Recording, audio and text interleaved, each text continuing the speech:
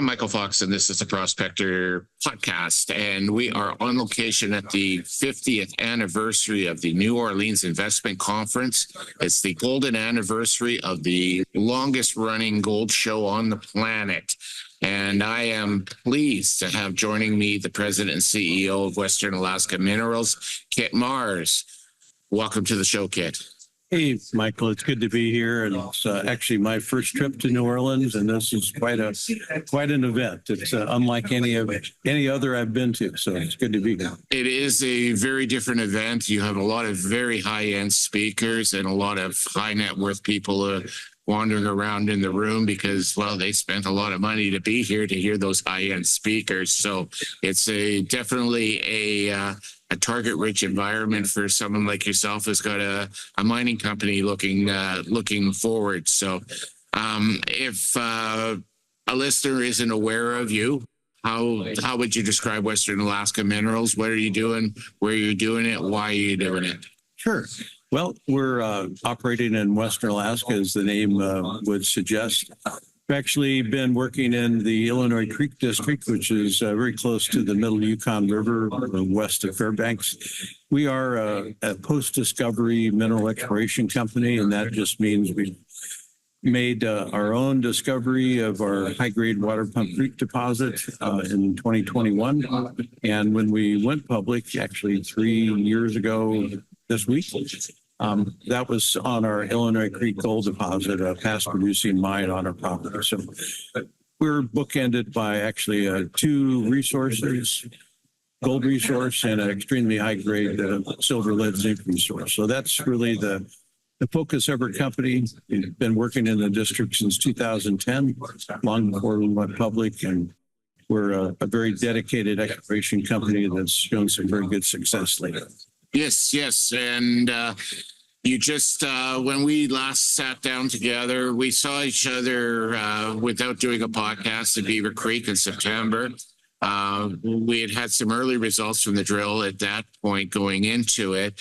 And then we were waiting for this particular event because the rest of the results were going to be in by now. And I'm excited to hear what else you guys found, because the first set of results are pretty good.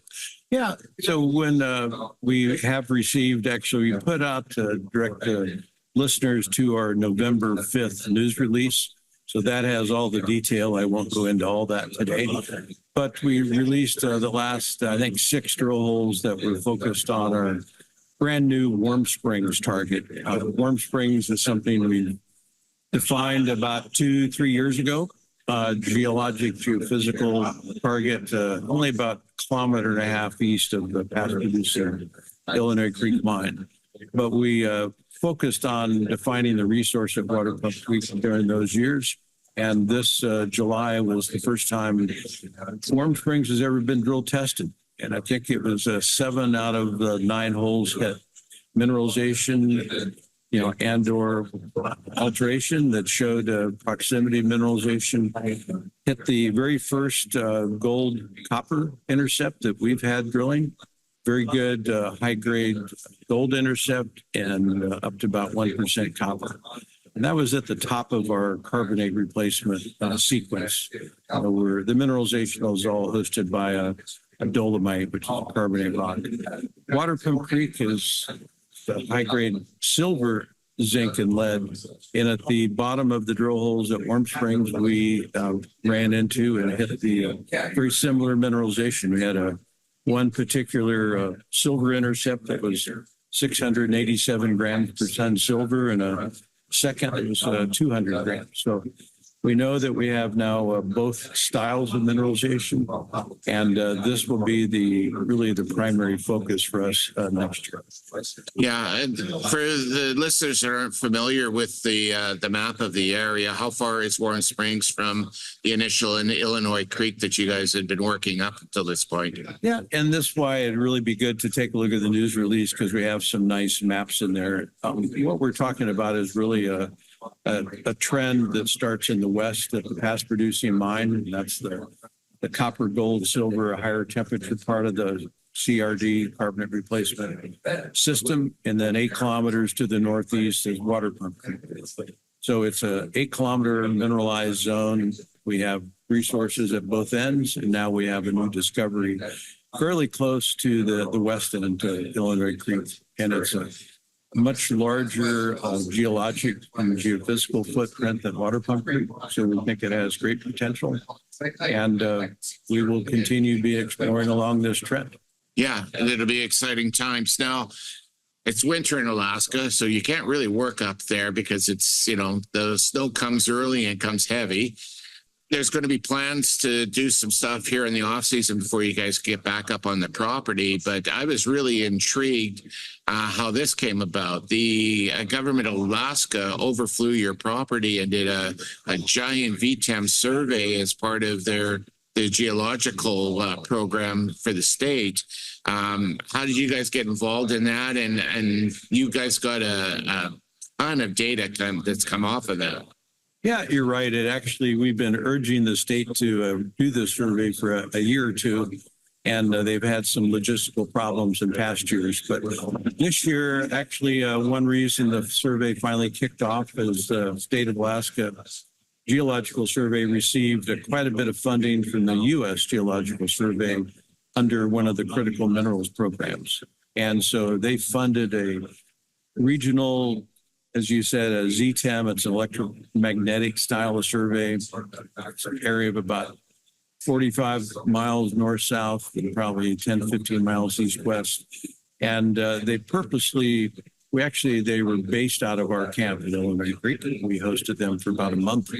And the goal of the survey was to first overfly our deposits.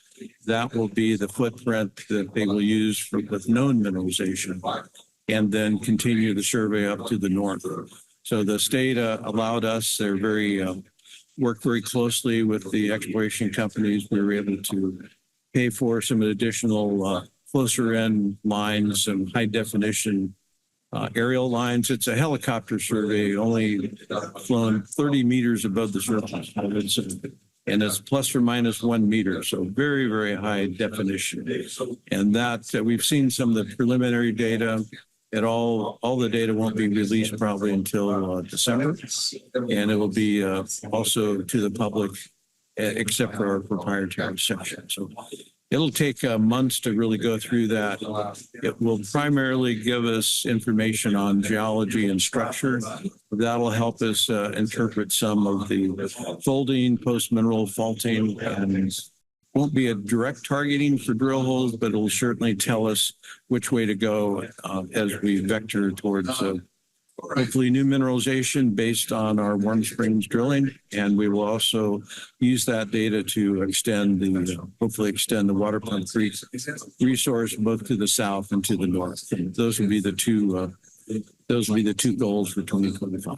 Yeah, that'd be great. Any chance that you might find something else that you didn't know was there? Oh, there always is. We have another 4 kilometers that really hasn't been drill tested in between, but we take a very thorough scientific approach and move along. And I think Warm Springs, hopefully by the end of 25, will give us the signs of a new third resource possible. Perfect. So we've got some drill results to lay a hat on. We've got all this VTEM data that you're going to work on during the off season. And then you're going to get back up into the property once the snow breaks out. And what's the plans for 2025?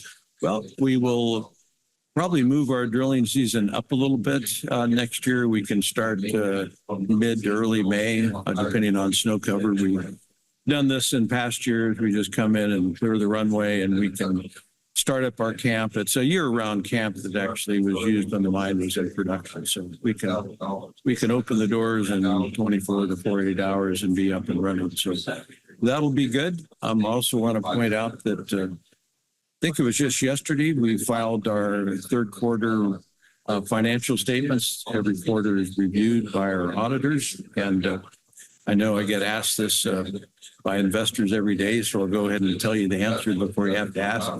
And so we'll have, at the end of the third quarter, we had about 2.7 million Canadian in the bank. So that's a nice treasury to have. We will be financing sometime between now and next spring to enlarge the drilling program. This year we did 4,000 meters of drilling, actually 4,280. It's a little over our budget because we came in under cost.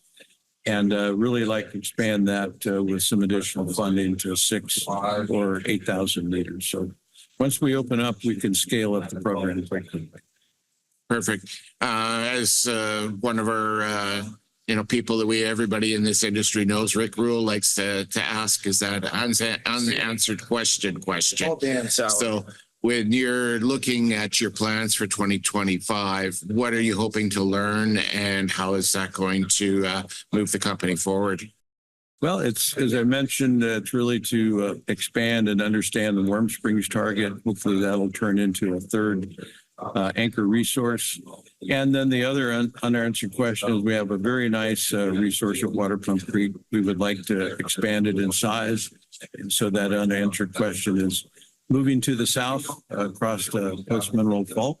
We'll use the geophysics, hopefully tie that down. And it's never been drilled to the north. So we are very optimistic that it'll continue. We'd like to find that out.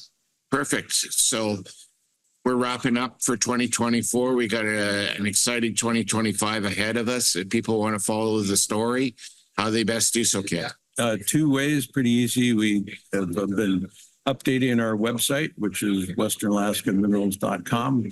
And then Vanessa Bogart, our corporate communications director, she's at Vanessa at westernalaskaminerals.com. And she can be contacted for any additional information, copies of analyst reports, or to answer any questions that your listeners may have. We try to be very open with our data, and the more people that know about it, the better for everybody. Yeah. It's an exciting story, new discoveries, and actually a very friendly area up in Alaska. And I look forward to seeing what 2025 brings. It's quite exciting. Yeah, it is. And the last 6 months has been a great gradual run up in gold and silver prices that I'm sure you followed. There's been a little bit of blip after the election, a lot of uncertainty there. I think that's continuing, and really want to point out that our Waterpump Creek resource in silver equivalent, it's silver and polymetallic, at 980 grams per ton. We have the highest grade resource of any of the 6 explorers that are focused on silver. So that's another good reason to take a look at Western Alaska Minerals. Wonderful. Thanks very much for your time today, Kid, and I look forward to seeing you again in the new year. Okay, well, we'll be all rested up next time. Yes. Western Alaska Minerals is a paid sponsor of the Prospector News. The Prospector News podcast is for educational purposes only.